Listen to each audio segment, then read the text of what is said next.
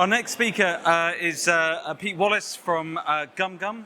And what's interesting here is lots of people have been talking about the complexity of advertising and the fact that it is a combination of things.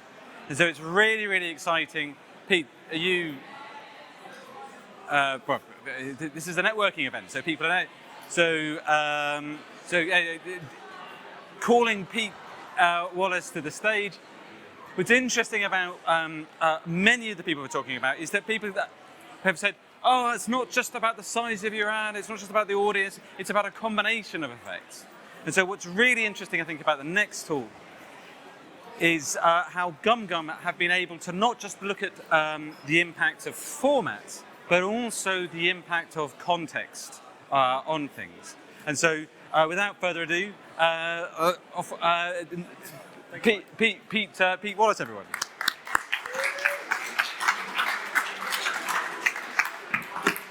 Hello, everybody. Sorry, this is really unnerving with people on headphones, so I'm assuming everybody can hear me. Yes, yes, yes. Brilliant.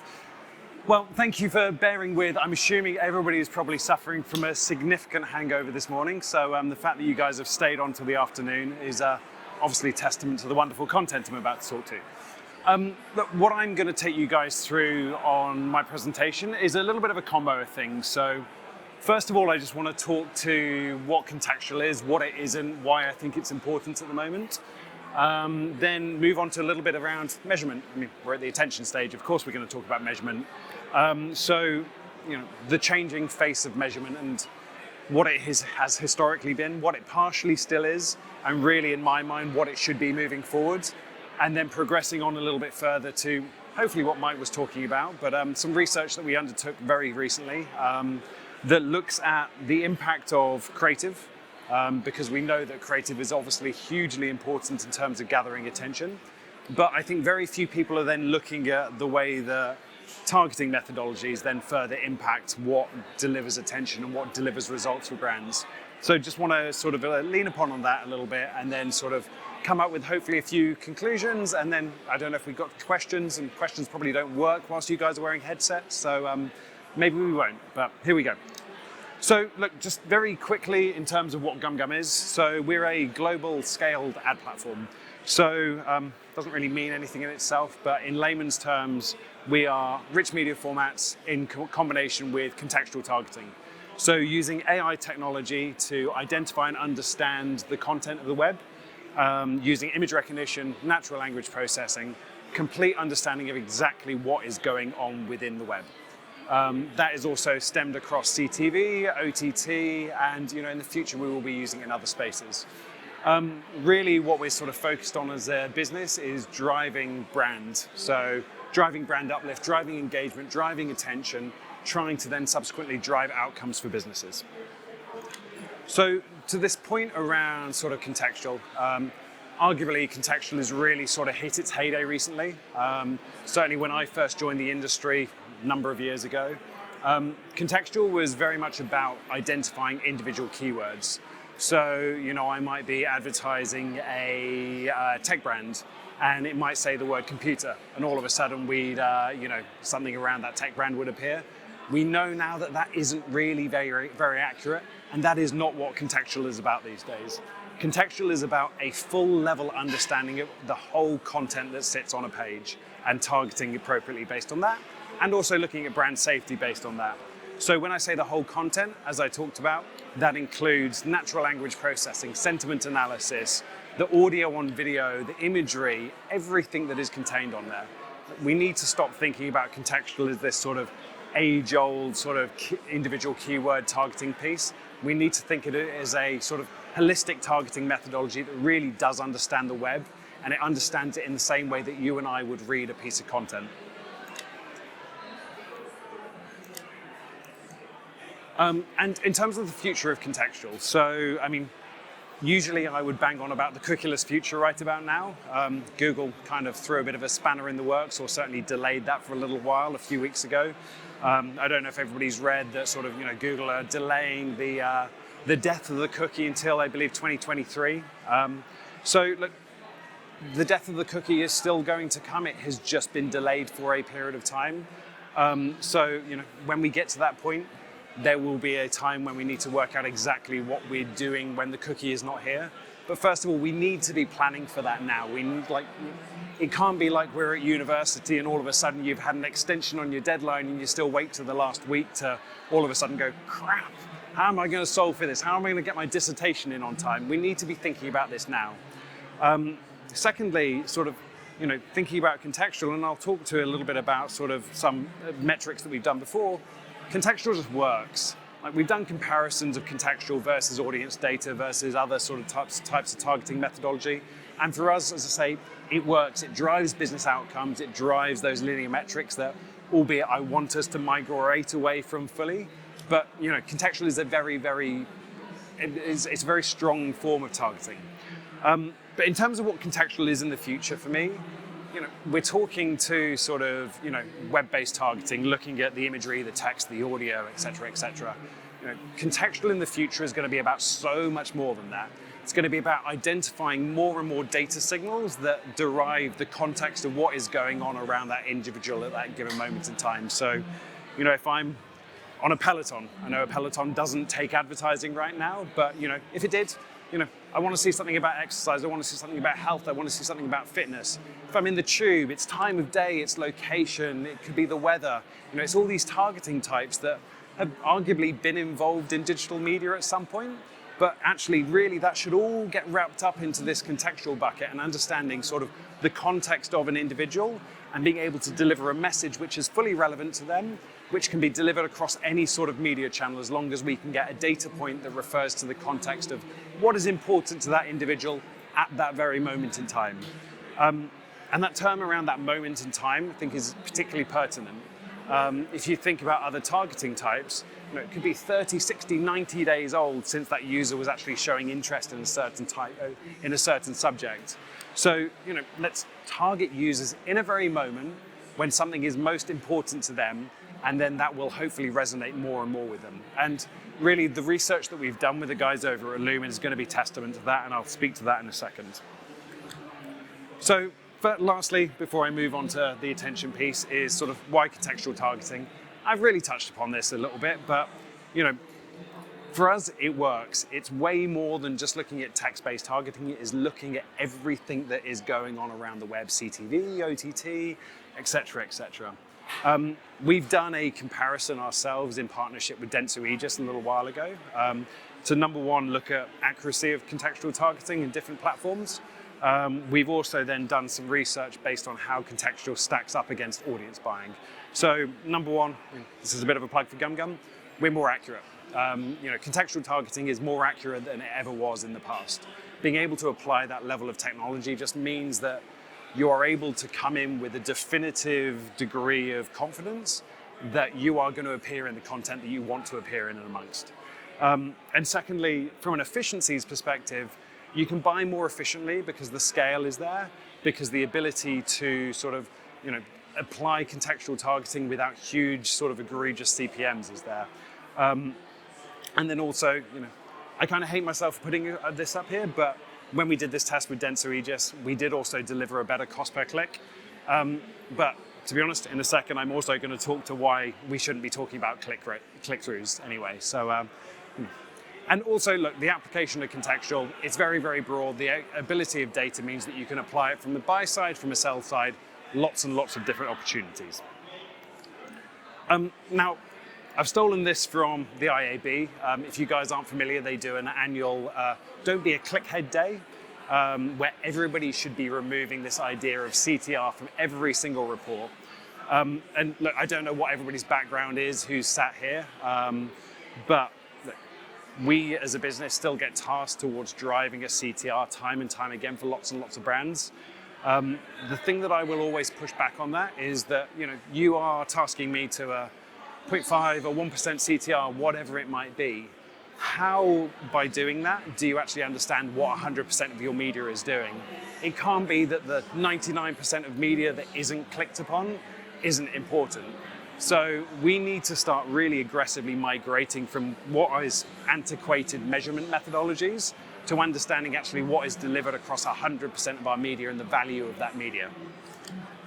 So look, I think Dentsu were talking a little bit about sort of, viewability and how that has been used as a bit of a proxy for attention. There are lots of brands out there who are going, viewability is my KPI. The fundamental is that viewability shouldn't be a KPI. It should be something that people demand. There is no reason why your ads should not be viewable. Why are you paying for them if they are never in view? And then things like brand safety, again, it's hygiene factors. Like, you should be able to guarantee, and your partners should be able to guarantee you the fact that you are appearing in a brand safe environment and your ads have been viewable. And then, as I said, sort of Ctr engagement rates. Arguably, has engagement rate become a little bit of a proxy for attention and for success? Maybe. But again, you're only seeing a very, very limited amount of what is going on in your campaigns. And then to my point about Ctr, honestly, I cringe a little bit every time that a brief comes in to look at Ctr. Please keep on briefing us for Ctr if you are sending us one, so we'll still take it. But look, like the fundamentals are, and I shouldn't say this, is that there are metrics in and amongst the digital ecosystem that can be gamed. And driving Ctr is one of those. People will put ads in and amongst environments like mobile, where we know that there's a lot of accidental clicks. They will be putting it in sites that they know have a very high Ctr just based on the nature of the way the ads are displayed on those pages. Like, we need to move away from these metrics and again start understanding the true value of the media that's delivered.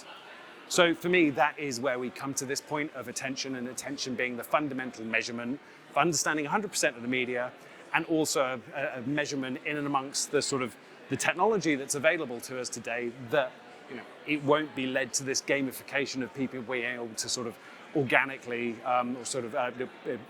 play with those numbers. So sort of there are a few things that we look at as a business in terms of how we start to derive attention, and there's a number of people that we work with on this. So at the top, I think these are interesting proxies for attention levels.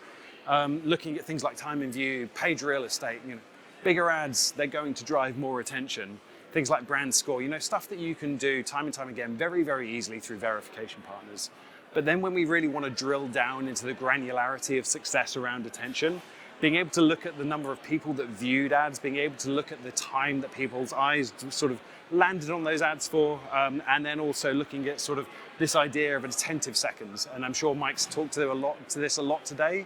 But again, we've really sort of been able to drill down into what attention means for different partners, being able to understand the value of it, and then hopefully being able to take that to an outcome for a business. So what we did in partnership with Lumen is we undertook a pretty significant study in our mind, taking on board 4 different brands, wanting to get a decent spectrum of industries, so working in the finance, the tech, the CPG and the beauty industry. And what we did is we, hopefully, set up a number of formats for those brands. So looking at the IAB standard, again, against sort of premium content and environments, looking at the attention that is delivered across the IAB formats, then looking at some of our rich media formats, identifying the levels of attention that are delivered to a non-standard GumGum ad format, and then finally, looking at the performance of those on a contextually relevant space and also a non-contextually relevant space.